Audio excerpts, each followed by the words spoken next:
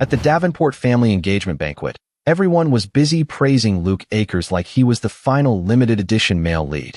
Every compliment in the dictionary had basically been dragged out, polished, and slapped onto his face. I stood in the corner of the banquet hall wearing a black waiter uniform that was half a size too small, holding a tray of champagne with both hands and pretending I belonged there. Technically, I did belong there. As temporary labor. For $300, free leftovers, and the beautiful dream of not eating ice soup for the fourth night in a row. The hall was ridiculous. Crystal chandeliers hung from the ceiling.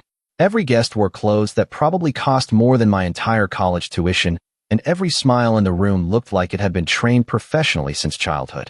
Meanwhile, I was silently calculating how many plates of smoked salmon I could sneak into a napkin before security tackled me. Then the system in my head suddenly came alive. Ding. High-value plot target detected. I nearly tilted the champagne tray. The useless thing finally wakes up after 3 days of pretending to be dead, and of course it chooses to do it while I'm surrounded by billionaires who could sue my bloodline into extinction. My name is Nathan Lockwood, 19 years old, broke college student, professional part-time worker, amateur poor person, and, as of 3 days ago, the unwilling host of something called the Truth Commentary System. When it first appeared, I honestly thought I had finally developed a stress-related hallucination from too much overtime and expired cafeteria food. But no, it was real. Unfortunately, it was also incredibly cheap. Other people's systems gave them luxury cars, divine martial arts, billion-dollar bank cards, or at least some beginner gift pack that screamed, "Congratulations, chosen one. Please enjoy your new life." Mine gave me information. That's it, information.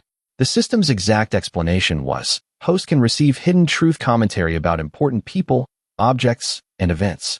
At first, I thought that sounded amazing. Then I used it on my roommate and discovered he had been stealing my shampoo for 2 months. So yes, truly the cheat code of legends. Right now, the system's cold mechanical voice continued inside my head. Ding. Target, Luke Akers. Identity, heir of the Akers family, chairman in training of Akers Capital, public reputation rated 98 out of 100. Hidden truth, professional fraud, serial cheater, emotional manipulator, and long-term parasite currently attempting to marry into the Davenport family for financial control. I blinked. My eyes drifted toward the center of the banquet hall. Luke Akers stood beneath the largest chandelier, dressed in a white suit, smiling gently at every guest who approached him. He looked like the kind of man mothers pointed at and said, "See, why can't you be more like him?" Beside him stood Sophia Davenport, the woman of the hour, the youngest billionaire CEO in the country, the ice queen of the finance world. She wore a deep blue evening gown, simple but devastating, and her eyes were cold enough to make central heating feel insecure. Everyone knew her. At 24, she controlled Davenport Group, crushed 3 hostile takeovers, drove 2 veteran CEOs into early retirement, and turned a nearly bankrupt family business into a financial monster. Every magazine called her untouchable. Every rich heir wanted to marry her. Every employee feared her. And tonight, she was officially announcing her engagement to Luke Akers. I stared at Luke's gentle expression, then listened to my system. Hidden truth update. Luke Akers is currently maintaining relationships with Sophia Davenport's executive assistant, her cousin Camille Davenport, and the wife of investor Marcus Felian. He has also secretly transferred confidential Davenport Group documents to an offshore account. My hand tightened around the tray. Good grief. This guy isn't a fiance, he's a manipulative monster. Across the hall, Sophia Davenport suddenly turned her head. Her cold gaze cut through the crowd like a sniper's scope and landed directly on me. I froze. The champagne glasses trembled slightly on my tray. Why was she looking at me? Did she smell poverty? No, impossible. I had showered today. Sophia's eyes narrowed by a fraction. It was such a small movement that normal people would not have noticed. But when someone with that face and that aura narrowed her eyes at you, your soul noticed first and your body caught up later. I immediately lowered my head and pretended to be deeply focused on my tray. Don't look at me, Ice Queen. I'm just a harmless waiter. A harmless, underpaid, hungry waiter. Please continue your romantic engagement ceremony with your human-shaped red flag. Sophia's fingers tightened around her wine glass. Crack. A tiny sound rang out. The glass in her hand actually cracked. Luke, who had been smiling at a group of guests, quickly turned to her. Sophia, are you all right? His voice was so gentle that 3 nearby aunties practically melted. Sophia glanced down at the cracked glass, then handed it to a passing server without changing expression. I'm fine. Her voice was calm. Too calm. Luke looked concerned. You seem distracted. Is the banquet too tiring? Sophia's gaze snapped back to me. I almost choked on my own saliva. Again? Why again? Was my face that suspicious? I checked myself with my reflection in a nearby silver decoration. No sauce on my cheek. No champagne spill. My borrowed uniform was ugly, but that was not a crime. At least, not legally. The system chimed again. Ding. Warning. Sophia Davenport has detected abnormal information flow. I paused. Detected what now? Before I could ask the system to explain, the banquet host stepped onto the stage. Ladies and gentlemen, thank you all for attending tonight's celebration. The union between the Davenport family and the Akers family marks not only a beautiful romance, but also a powerful alliance between two respected houses. Applause filled the hall. Luke offered Sophia his arm. She did not take it immediately. That tiny hesitation made Luke's smile stiffen for half a second. Interesting. Did the Ice Queen finally realize her fiance's smile had more layers than a scam call? Sophia slowly placed her hand on his arm. Together, they walked toward the stage. The spotlight landed on them. From a distance, they looked perfect. A cold, powerful goddess and a gentle, noble heir. A match made in financial heaven. Too bad one of them was secretly a walking lawsuit. The host continued. Before we begin the formal announcement, Mr. Luke Akers has prepared a few words for Miss Davenport. Luke took the microphone. He gazed at Sophia with deep affection. It was so convincing I almost wanted to clap. Sophia, Luke said softly, people always call you cold. But to me, you have always been the brightest person in any room. I am honored that you chose me. From this day forward, I promise to protect you, cherish you, and stand beside you for the rest of my life. The guest applauded. Someone whispered, I wish my man was that romantic. Another lady dabbed the corner of her eye with a handkerchief. I stared at Luke's tender expression and internally applauded with both feet. Maybe best performance by a man who texted another woman 10 minutes ago.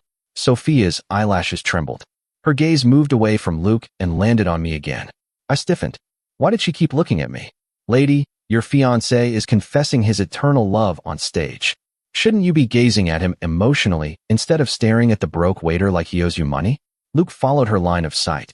For a brief moment, his eyes met mine. His gentle smile remained, but something dark flashed underneath. And the usual look rich people gave service staff who accidentally existed too loudly. The system chimed. Ding. Luke Akers has marked host as a visual threat due to Sophia Davenport's repeated attention. Visual threat? Brother, I make $13 an hour and my left shoe has a hole in it. If I am a threat to you, your empire is made of wet cardboard. Sophia's mouth moved a little.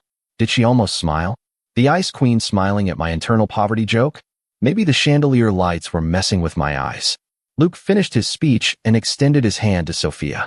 The room waited for her response. Sophia accepted the microphone. Her expression remained flawless. Thank you, Luke. The guests applauded anyway because when billionaires speak, people pretend weather reports are poetry. The engagement announcement should have continued smoothly. But right as the host prepared to invite both families forward, a woman in a silver dress hurried into the hall through the side entrance. She was beautiful, delicate, and visibly nervous. Her name tag identified her as Miranda Shaw, executive assistant to the CEO. Sophia's assistant. The second Miranda entered, Luke's pupils shrank. Ding. Target detected, Miranda Shaw. Hidden truth, secret lover of Luke Akers. Currently carrying a concealed flash drive containing copied Davenport Group financial records. Intends to pass it to Luke during tonight's banquet. I slowly inhaled. This banquet isn't an engagement party. It's a crime buffet. Sophia's eyes turned colder. This time, she did not look at me. She looked directly at Miranda. Miranda froze as if she had stepped into an invisible freezer. Luke quickly recovered and walked down from the stage with Sophia. Miranda, he said with that flawless gentleman's smile. You seem flustered. Did something happen at work? Miranda lowered her head. No, Mr. Akers. I only came to deliver some urgent documents for Miss Davenport. Documents? Sure. And I'm the king of Switzerland. That flash drive is probably hiding in her left earring. No, wait. System, where is it? Ding. The flash drive is hidden inside the hollow heel of her right shoe. I nearly whistled. Classy. A cheating assistant with spy movie footwear. Sophia's gaze dropped to Miranda's shoes. My brain stopped. No. No way. Coincidence. Definitely coincidence.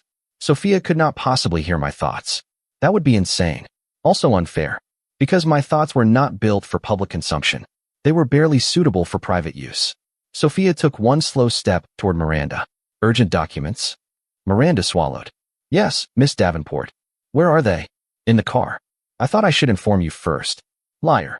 If your lie had legs, it would trip over itself. Sophia's expression remained calm. Take off your shoes.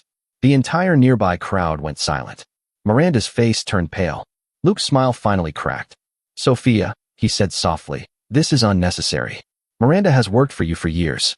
Asking her to remove her shoes in public is a bit humiliating, don't you think? Here we go.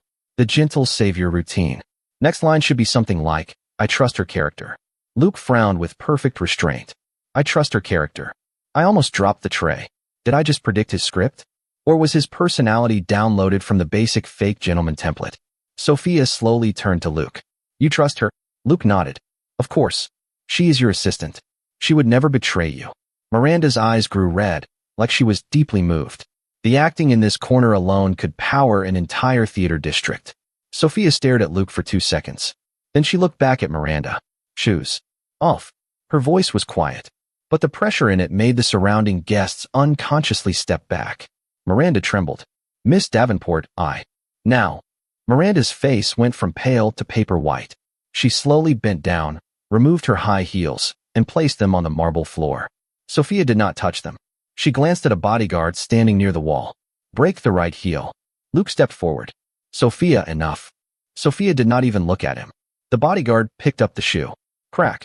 The hollow heel split open. A tiny black flash drive rolled out onto the floor. Silence exploded across the hall. Miranda collapsed to her knees. Luke's face finally changed. The perfect gentleman mask gained its first visible crack. Sophia picked up the flash drive with a napkin. Explain. Miranda shook violently. Miss Davenport, I don't know how that got there. Someone must have framed me. Framed? The shoe was on your foot, sister. Unless the frame job involved a tiny criminal elf hiding inside your heel, you're done. Sophia's gaze flickered toward me again. This time, I felt cold sweat slide down my back. Something was wrong. Very wrong. Her timing was too precise. Her reactions were too direct. It was almost like, no, don't think that. Don't even complete the sentence. If she can hear me, I'm finished. Sophia's eyes sharpened. My heart dropped into my stomach. Oh no. Oh, absolutely no. The system chimed politely, as if delivering weather updates. Ding. Special event triggered. Due to host repeated high-value truth commentary near Sophia Davenport, compatibility resonance has activated. Current status. Sophia Davenport can hear portions of host's inner thoughts. I stared blankly at the banquet hall. For 3 full seconds, my soul left my body, looked at my life choices, and decided not to come back. She could hear me. The Ice Queen Billionaire could hear my thoughts. My broke thoughts. My thoughts about her fiance being a luxury-wrapped garbage bag. I was dead. Not physically yet, but socially, emotionally, and possibly legally. Sophia's fingers tightened around the flash drive. Her expression did not change, but her eyes locked onto me with terrifying certainty. I immediately turned around. Nope. Time to go.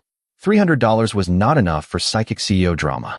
I placed the champagne tray on the nearest table, lowered my head, and quietly started drifting toward the service exit. Behind me, Sophia spoke. Stop. The word was not loud. It did not need to be. Every employee within 10 meters froze, including me. Please don't be talking to me. Please be talking to literally anyone else. Maybe the chandelier. Maybe the shoe. Maybe Luke's collapsing dignity. Sophia's voice came again. You. The waiter in the back. I closed my eyes. Lord, take me now. I slowly turned around and pointed at myself with the most innocent expression I could create. Me, Miss Davenport. Sophia looked at me. Yes. You. Come here. Every guest nearby turned to look. Luke's eyes narrowed. Miranda was still kneeling on the floor, trembling. The bodyguards watched me like I had suddenly become part of the evidence. I walked forward with stiff steps. On the outside, I looked calm. On the inside, I was screaming loud enough to wake the dead. Why me? Why always me? I just wanted free leftovers. Is that a crime? Is smoked salmon worth dying for? Actually, depends on the sauce. Sophia's lips twitched again. This time I was sure. She was close to laughing. At my funeral, probably. I stopped 3 steps away and bowed politely. Miss Davenport, how may I help you? My voice was steady. My survival instincts deserved a scholarship. Sophia studied my face. What's your name? Nathan Lockwood. Age? 19. Occupation? Student. Part-time waiter tonight. Do you know Miranda Shaw? No. Do you know Luke Akers? No. Do you know me? I hesitated. What kind of trap question was that? Everyone knew her. Even my university vending machine probably knew her. I know of you, Miss Davenport. Her gaze deepened. And what do you think of tonight's banquet?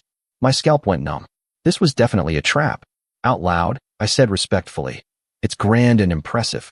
Internally, I added, and cursed. Very cursed. There is enough betrayal in this room to season a family drama for 80 episodes. Sophia's eyes darkened. She heard it. She definitely heard it. Luke stepped beside her, his voice gentle but sharp underneath. Sophia, why are you questioning a waiter? The important matter is Miranda and the flash drive. We should handle this privately. Privately, my foot. He wants privacy so he can destroy the evidence, threaten Miranda, and cry pretty tears until everyone forgives him. Luke's gaze snapped to me. I smiled politely. What? Why are you glaring? I didn't say anything. Technically. Sophia turned to Luke. You seem nervous. Luke's smile froze. Nervous? Of course I'm nervous. Someone planted stolen company data in your assistant's shoe during our engagement banquet. I'm worried about you. Worried about your offshore account, maybe. Sophia's gaze slid back to me for a split second. Then she looked at Luke. Then you won't mind if I ask security to check the contents of this flash drive immediately. Luke's expression stiffened. Here? In front of everyone. Yes. Sophia, this concerns corporate confidentiality. It isn't appropriate. Ah, yes. The sacred phrase, corporate confidentiality. Also known as, please don't expose my crimes in public because my hair looks too good for prison. Sophia's face remained cold. If the data belongs to Davenport Group, I decide what is appropriate. Luke's jaw tightened. The gentle mask was trying its best, but the glue was failing. A middle-aged man from the Davenport family stepped forward. He had the same sharp eyes as Sophia, but his expression carried obvious dissatisfaction. Sophia, don't cause a scene. Tonight is an important occasion. The Akers family and the Davenport family cannot afford public embarrassment. The system chimed. Ding. Target detected. Malcolm Davenport, Sophia Davenport's second uncle. Hidden truth. Secretly colluding with Luke Akers to dilute Sophia's shares after marriage. Currently owns 3 shell companies used to siphon Davenport Group assets. I almost exhaled out loud. Of course. The uncle too. Why stop at one traitor when you can collect the whole family betrayal starter pack? Malcolm's stern gaze swept the room. This matter should be settled internally. Let the guests continue enjoying the banquet. Sophia looked at him. Second uncle, are you afraid? Malcolm's face changed. What nonsense are you talking about? You seem more anxious than Luke. The surrounding guests began whispering. Luke quickly said, Sophia, please calm down. I know you're upset, but Uncle Malcolm is only trying to protect the family's reputation. Protect reputation? Brother, this family reputation is already bleeding on the marble floor, and you're standing there holding the knife with a smile. The system added another line. Bonus truth. Luke Akers' private phone containing messages with Miranda Shaw is currently hidden in the inner left pocket of his suit jacket. My eyes instinctively flicked to Luke's jacket. Sophia noticed. Luke noticed Sophia noticing.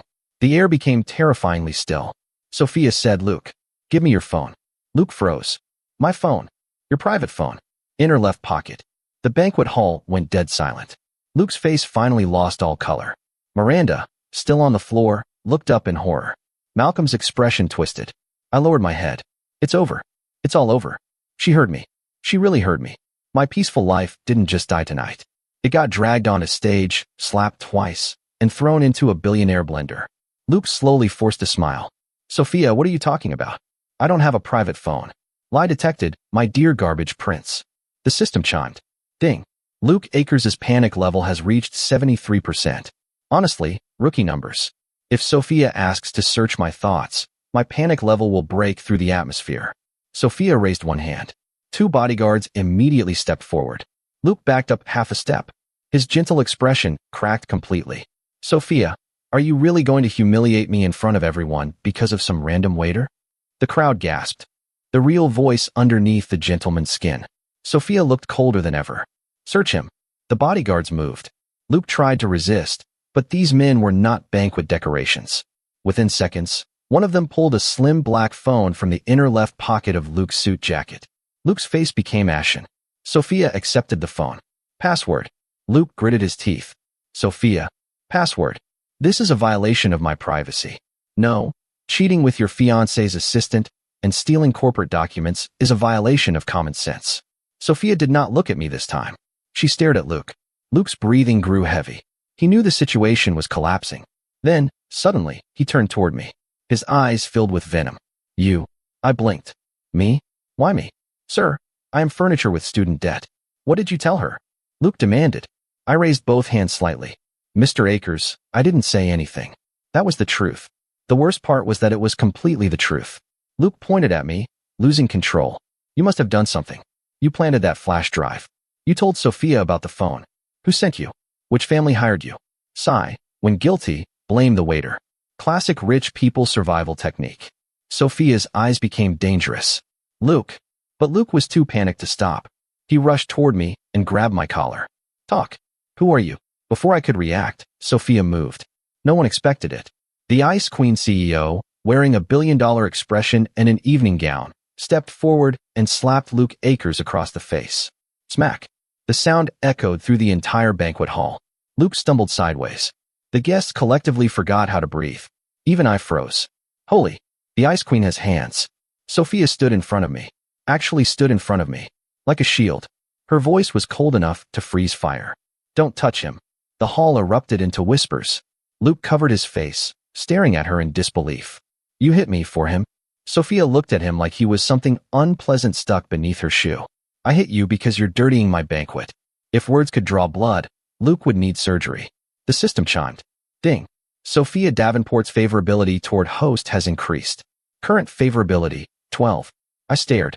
Favorability? Why is there favorability? Luke looked around and realized everyone was watching him with suspicion. The perfect engagement banquet had transformed into a public execution ground. His eyes reddened. Sophia, you will regret this. The Akers family won't accept this humiliation. Sophia's voice was flat.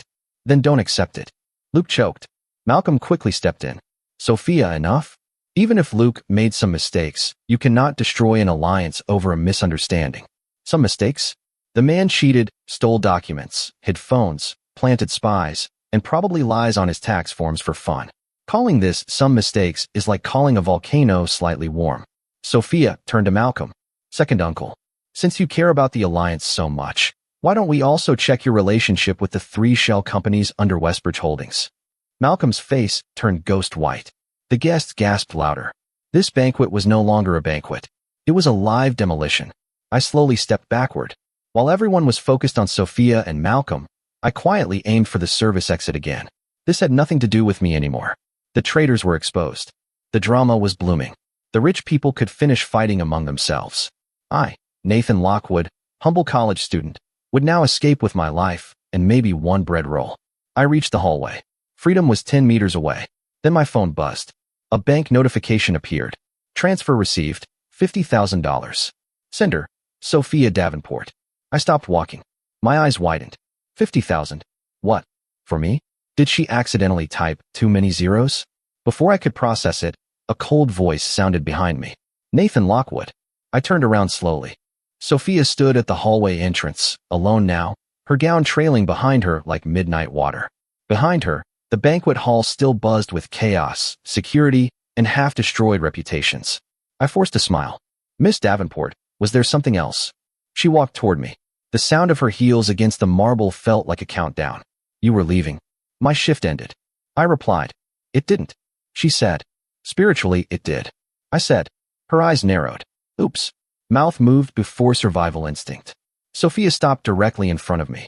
Up close, she was even more intimidating. Her beauty was unreal, but not soft. It was the kind of beauty that made people straighten their posture and confess crimes they hadn't committed yet. How did you know? She asked. I blinked innocently. Know what? The flash drive. The phone. Malcolm's companies. Luke's betrayal. I looked at her. She looked at me. Silence stretched between us. Inside my head, I screamed at the system. System, emergency. How do I explain psychic gossip powers to a billionaire without being dissected by her legal team?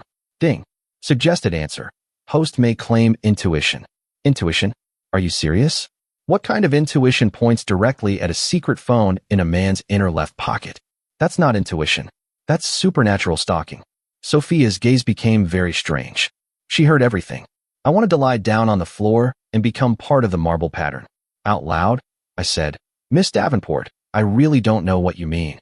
Her expression did not change. $50,000. I paused. "Excuse me. I sent you 50,000. Consider it payment for tonight." My throat went dry. 50,000. That was more money than I had ever seen in one place. That was tuition, rent, food, and a new pair of shoes. I straightened slightly. "Miss Davenport, I am a person of principle." Her gaze remained cold. 100,000. My principles are flexible. Her mouth twitched again. I coughed. "But even if you pay me, I truly don't know anything. I just happened to observe a few suspicious details, such as a flash drive inside a shoe heel. Fashion crime. Very obvious. A private phone in Luke's inner pocket. His jacket looked emotionally guilty. My second uncle's shell companies? He has shell company eyebrows." For the first time that night, Sophia Davenport actually laughed. It was very soft. But it happened. The Ice Queen laughed. Somewhere in the world, finance magazines probably trembled. Then her expression returned to calm. "You're lying. Everyone lies a little." "Not to me," she replied. I sighed internally. Rich people and their confidence. "Miss Davenport, with all due respect, people probably lie to you every day." Sophia studied me. "You are not allowed to leave." My smile froze.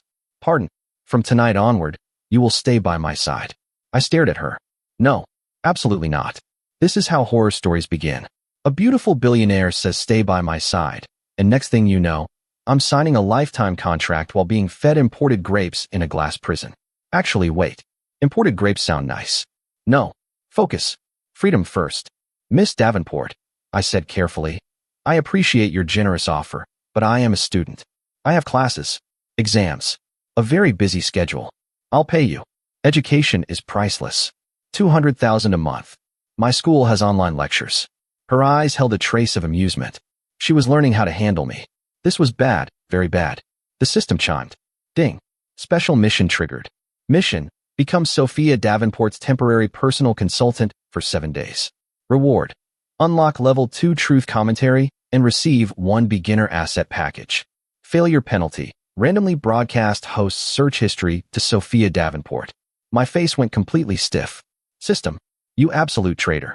Sophia tilted her head slightly. Search history. I nearly coughed. Nothing. You look nervous. I'm poor. Nervous is my natural state. She looked at me for a long moment. Then she extended her hand. 7 days. Work for me for 7 days. Help me uncover everyone involved with Luke and Malcolm. After that, you may leave if you still want to. If I still want to. Lady, I want to leave now. I wanted to leave 10 minutes ago. I wanted to leave when the shoe committed treason. But 200,000 a month. And a beginner asset package. And the system's threat hanging over my head like a nuclear bomb labeled search history. I looked at Sophia's hand. The hand of a woman who could sign contracts worth billions. I swallowed. 7 days only. 7 days, she agreed. I shook her hand. Her fingers were cool. The moment our hands touched, the system chimed again. Ding.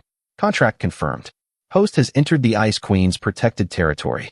Warning. Sophia Davenport's possessiveness has awakened early. Current possessiveness, 9%. I looked up sharply. Possessiveness? What do you mean possessiveness? Sophia's fingers tightened around mine. She smiled faintly. It was beautiful. It was also terrifying. Nathan Lockwood, she said softly, for the next 7 days, don't even think about running. My entire body went cold, because I hadn't said a word. But I had definitely been thinking about running. Behind her, the banquet hall doors opened. Luke Akers stood there with a swollen cheek, bloodshot eyes, and a twisted expression no gentleman should ever wear. Beside him stood Malcolm Davenport, pale and furious. Luke stared at our joined hands. His voice was low and venomous. Sophia, you really think some broke waiter can save you? The system chimed one last time. Ding. Danger event triggered. Luke Akers has contacted outside forces. Assassination attempt probability within the next hour, 87%. I slowly turned my head toward Sophia. She was still holding my hand. I looked at Luke, then at the exits, then at my very fragile life. One thought floated through my mind with perfect clarity. I should have stolen the smoked salmon and left when I had the chance. Luke Akers stood at the entrance of the banquet hall with one cheek swollen, his eyes red, and his expensive white suit looking a lot less like Prince Charming and a lot more like evidence bag material. Beside him, Malcolm Davenport's face was so pale that even the crystal chandeliers seemed concerned. The whole hall fell silent. Meanwhile, I was standing next to Sophia Davenport. Her hand was still holding mine. I tried to pull away. Her fingers tightened by 1 centimeter. But that 1 centimeter immediately informed my entire nervous system that freedom had been canceled. Lady, please. I only agreed to work for you for 7 days. I did not agree to become your portable stress ball. Sophia's eyelashes lowered slightly. Her lips curved into the faintest smile. It was not a warm smile. It was the smile of someone who had just heard an entertaining prisoner complain about prison conditions. Across the hall, Luke's gaze locked onto our joined hands. The veins on his forehead twitched. Sophia, he said slowly, I asked you a question. You really think some broke waiter can save you? Every guest instantly looked at me. Hundreds of wealthy eyes landed on my cheap waiter uniform, my suspiciously ordinary shoes, and my face that was currently trying very hard not to display the words, please leave me out of this. I had never missed invisibility more in my entire life. Sophia did not release my hand. Instead, she lifted her chin slightly.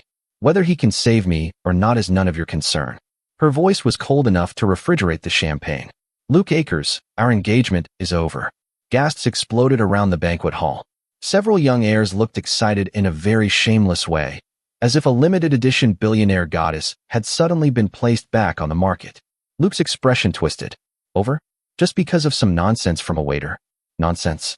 Brother, your hidden scandals have enough chapters to start their own franchise. Sophia's grip tightened again. I looked down at our hands.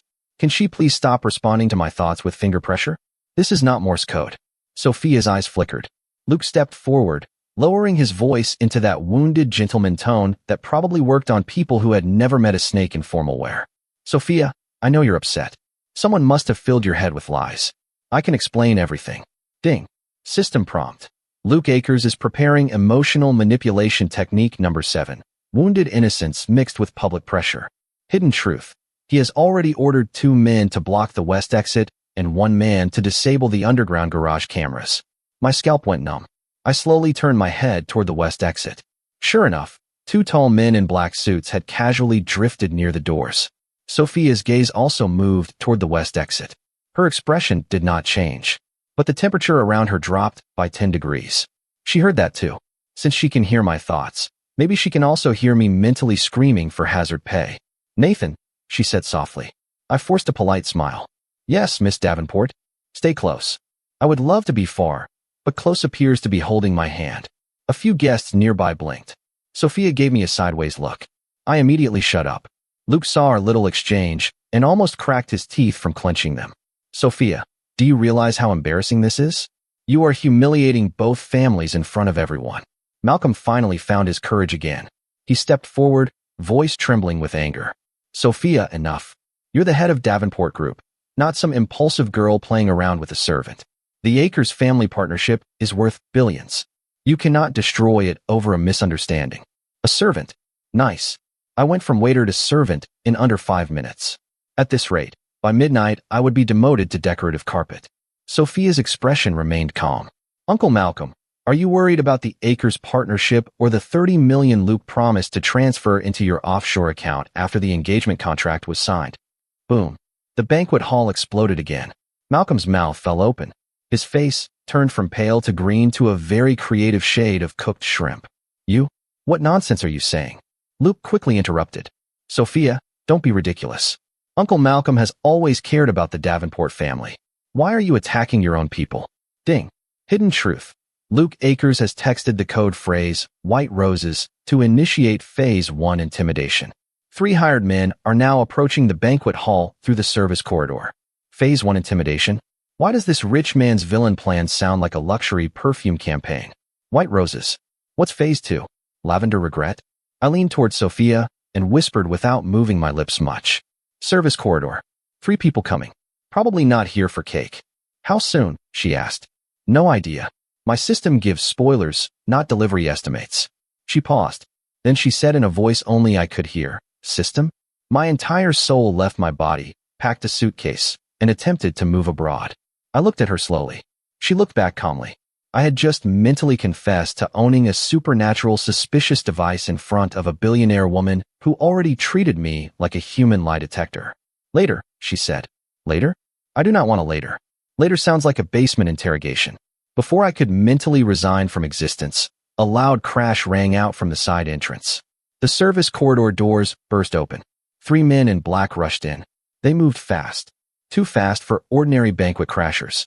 One knocked over a dessert cart. Another reached inside his jacket. The third went straight toward Sophia. The guest screamed. Champagne glasses shattered. Someone yelled, "Security!" The official banquet security guards finally reacted. Unfortunately, they reacted with the speed of people who were paid to smile at doors, not stop professional criminals. I stared at the man rushing toward us. His hand was coming out of his jacket. Ding. Danger warning. Incoming weapon. Recommended action, move. Move? That is your professional survival guidance. Move? Thank you, system. Sophia pulled me behind her. Wait. Behind her? Why am I behind her? Isn't the billionaire supposed to hide behind the broke college student for dramatic male lead points? But before my dignity could fully process the insult, Sophia reached under the slit of her evening gown. I froze. She pulled out a compact black stun baton. I froze harder. Where did that come from? Actually, no. Don't answer. Some mysteries should be respected. The first attacker lunged. Sophia stepped sideways with terrifying precision and struck his wrist. Crack. The weapon clattered to the floor. The man's face twisted in pain. Before he could even shout, she slammed the baton into his knee. He dropped instantly. The Ice Queen really can fight, huh? The second attacker was already close. He aimed for her shoulder. Sophia turned, but her gown limited her movement. Ding. Warning. Attack angle exceeds Sophia Davenport's current defense range. If unassisted, injury probability, 62%. My brain went blank. My body moved before I finished thinking. I grabbed the nearest object from the table and swung it with all my strength. Unfortunately, the nearest object was not a chair. It was a decorative ice sculpture shaped like 2 swans holding hands. I smashed the frozen romance directly into the attacker's chest. Bang! The swans exploded. The man went down. A large chunk of ice slid across the floor. The entire hall stared. I stared too. Well, that was symbolic.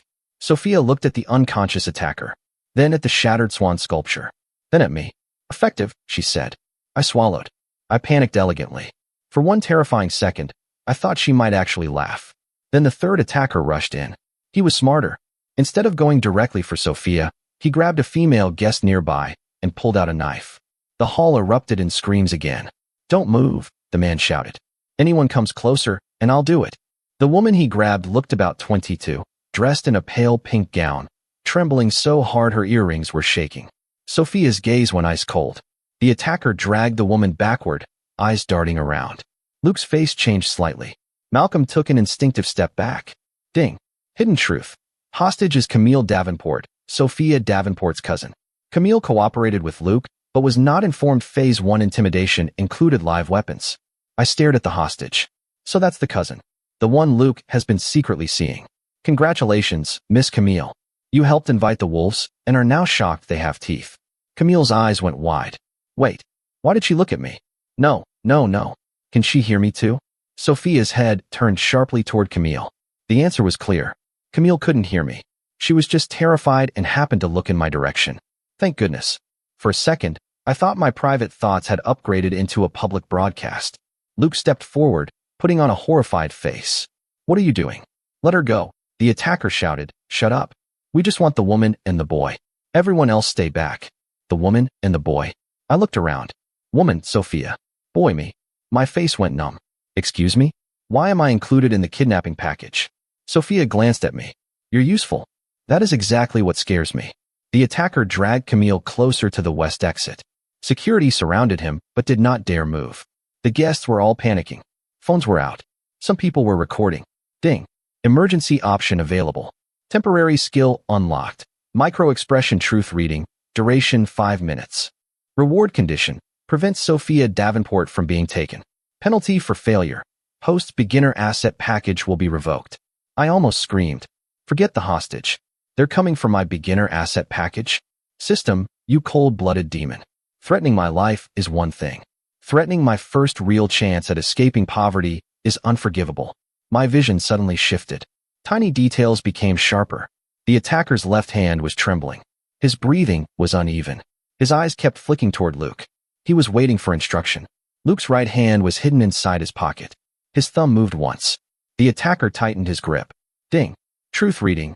Luke Akers is controlling the attacker through vibration signals from a burner phone.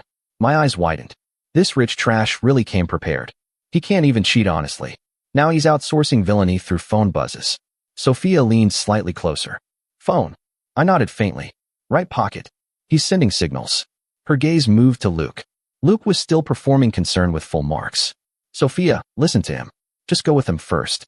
We can negotiate. Your safety matters most. Go with him first? Sophia's face darkened. At that moment, Luke's thumb moved twice. The attacker began backing toward the door faster.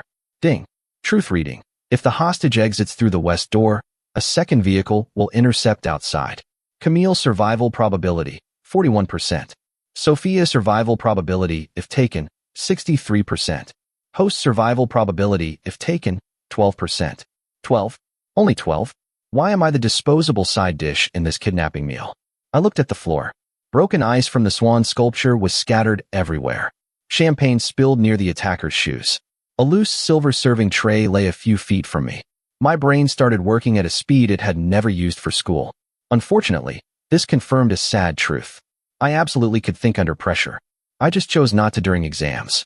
Miss Davenport, I whispered. Yes. She replied. Can you throw that baton accurately? Within 10 meters, yes. Great. When I move, hit Luke's right pocket. Sophia's eyes narrowed. What are you going to do? Something stupid. How stupid? Historically memorable. Before she could respond, I suddenly raised both hands. Wait. Everyone looked at me. The attacker holding Camille's looked at me. Don't move. I immediately froze. Not moving. Completely not moving. I just have something to say. Luke's looked at me and said, Nathan, don't provoke him. I looked at the attacker with the most sincere face I could manage. Brother, I understand you. The attacker blinked. What? Life is hard. Rich people are terrifying. Banquet food portions are tiny. Sometimes a man makes bad career decisions. The hall went silent in a different way. A confused way. Sophia stared at the side of my face. Luke looked like he wanted to sew my mouth shut. I continued solemnly. But before you leave, can you at least pick a better hostage? Camille froze. The attacker also froze. What did you say? I sighed. I mean, no offense, but that's Camille Davenport, right? Her current market value as a hostage is complicated. Family branch influence is weak. Reputation risk is high. Also, based on her expression, she might faint before reaching the door. Camille's tears stopped for half a second. Her eyes filled with offended disbelief. Sophia slowly turned her head away. Was she hiding a smile? The attacker became visibly irritated. Shut up.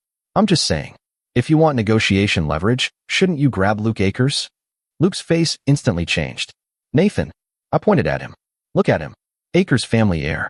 Expensive suit. Perfect hair. Public reputation excellent. If you take him, the whole Akers family pays. If you take Camille, half the family argues about whether she's worth the trouble. Camille's expression collapsed completely. Sorry, cousin. Your emotional damage today is unfortunately part of my survival strategy. The attacker's eyes flickered toward Luke. Luke's thumb moved rapidly in his pocket. Now, I stomped hard on the chunk of ice near my foot. It shot forward across the champagne-slick floor like the world's cheapest curling stone. The ice slammed into the attacker's ankle, causing him to slip. At the same instant, Sophia's black stun baton flew through the air. Not at the attacker. At Luke. Smack. The baton struck Luke's right pocket with brutal precision. A small phone cracked and flew out, skidding across the floor. The attacker panicked. Camille twisted away instinctively. I grabbed the silver serving tray and launched myself forward. The attacker tried to recover, but his shoe slipped again on champagne. I swung the serving tray directly into his wrist. Clang. The knife dropped. Then Sophia arrived. One kick. The attacker folded like a rejected job application. Security finally swarmed in.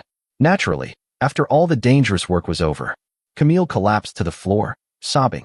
Luke stared at the broken burner phone near his feet. His expression went blank for half a second. Half the guests had seen it. Several cameras had recorded it. Sophia walked over calmly, picked up the broken phone with a napkin, and raised it slightly. Luke, she said, voice soft and deadly. Would you like to explain why this man reacted to your phone's signals? Luke's face turned white. I don't know what you're talking about. That isn't mine. Ding. Hidden truth. Luke Akers is preparing to sacrifice Malcolm Davenport as the mastermind. So the luxury garbage bag is changing trash cans. Malcolm suddenly shouted. Luke, what are you doing? You said they would only scare her. The whole hall went silent again. Luke's eyes flashed with murderous fury. Malcolm realized what he had said. His mouth snapped shut. Too late. Way too late. Congratulations, Uncle Malcolm. You have achieved the rare villain achievement, self-reporting in public. Sophia's face became completely expressionless. Somehow, that was scarier than anger. Take them all, she ordered. Her private security finally rushed in from every entrance. Different from the banquet guards, these people moved like professionals. Within seconds, the attackers were pinned down, Malcolm was surrounded, and Luke's escape routes vanished. Luke looked around, then suddenly smiled. It was ugly. The gentleman mask had cracked, and the thing underneath was finally showing teeth. Sophia, he said, you think this ends with me? Sophia looked at him calmly. No. Luke's smile stiffened. She stepped closer. It begins with you. The hall went cold. Even I felt my back straighten. Wow, that line was good. Rich people even threaten others with better dialogue. Sophia glanced at me. Was it? I nearly tripped. Stop responding to my private commentary. Luke was dragged away, but his eyes never left me.